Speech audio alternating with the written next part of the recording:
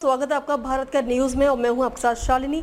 आइए बढ़ते हैं आज की बड़ी खबर की ओर। एमएलसी ब्रजेश सिंह प्रिंशू ने 31 अक्टूबर को लेकर सभी से किया बड़ा आह्वान। सरदार वल्लभ भाई पटेल की जयंती के अवसर पर जौनपुर में आयोजित होने वाली जन एकता यात्रा को लेकर तैयारियां जोरों पर हैं। इस यात्रा को लेकर विधान परिषद सदस्य ब्रजेश सिंह प्रिंशू ने युवाओं से अपील की है कि वो अधिक से अधिक संख्या में शामिल होकर इसे ऐतिहासिक बनाएं। राष्ट्रवादी नौजवान सभा के तत्वाधान में होने वाली इस यात्रा का उद्देश्य सरदार पटेल के एकता और अखंडता के संदेश को जन जन तक पहुंचाना है। जौनपुर में सरदार वल्लभ भाई पटेल की जयंती पर आयोजित जन एकता यात्रा को लेकर उत्साह चरम पर है।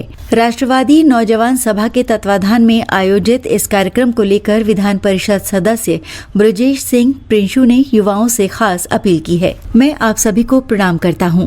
सरदार पटेल जी ने आजादी के संघर्ष में जो योगदान दिया वो अतुलनीय है।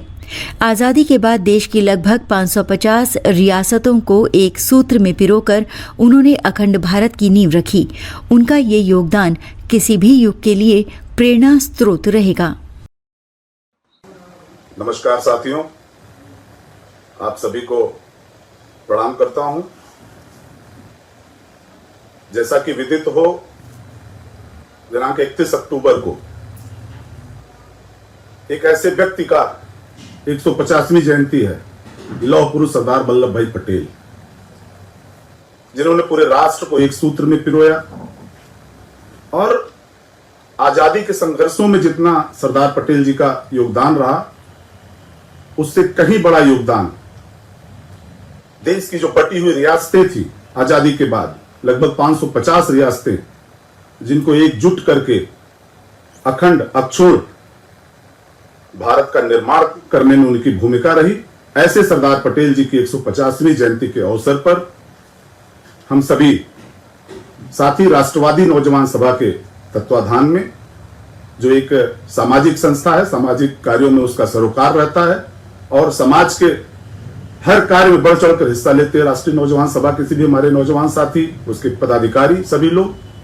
तो हम लोगों ने तय किया कि राष्ट्रवादी नौजवान सभा के तत्वाधान में और जनपद के सभी हमारे संभ्रांतजन, वरिष्ठ जन, सबके मार्गदर्शन में और एक यात्रा मोहम्मद हसन इंटर कॉलेज से के प्रांगण से हम लोग सुबह 8 बजे 31 तारीख को एकत्र होंगे और वहां से एकत्रीकरण के बाद हम लोग कोतवाली, शाही पुल, उलंगगंज होते हुए कलेक्ट्रेट में सरदार पटेल जी की प्रतिमा पर जाकर माल्यार्पण करेंगे।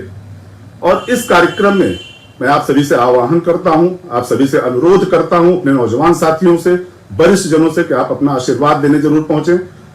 नौजवान साथी हमारे इस यात्रा में सम्मिलित होकर अपनी सहभागिता दें, क्योंकि सरदार पटेल जिन्होंने बिना जाति, धर्म, पंथ और मजहब के भेद के पूरे देश को एकता और अखंडता के डोर में बांधने का काम किया, ऐसे मनीषी, ऐसे महापुरुष की 150वीं जयंती के अवसर पर हम सब एकत्र हों और इस कार्यक्रम में हमारे बड़े भाई, आप सबके जन जन के प्रिय आदरणीय धनंजय सिंह जी भी कार्यक्रम में उपस्थित रहेंगे। उस जनयात्रा में आपके साथ चलेंगे।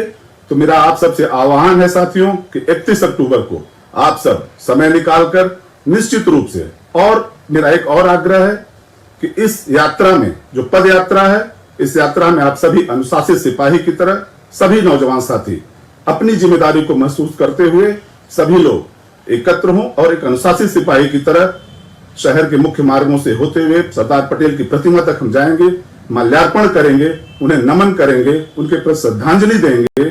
इस अवसर के लिए मैं आज फेसबुक लाइव बहुत दिनों बाद आप सबके बीच में आया हूं और आपसे आग्रह करने आया हूं इसी बात के लिए। और मेरा एक बार फिर आप सबसे आग्रह है, आप सबका आह्वान है कि 31 अक्टूबर को सभी लोग सुबह 8 बजे तक मोहम्मद हसन इंटर कॉलेज के प्रांगण में एकत्र हों और वहां से निकलकर हम सब इस यात्रा को मूर्त रूप देंगे।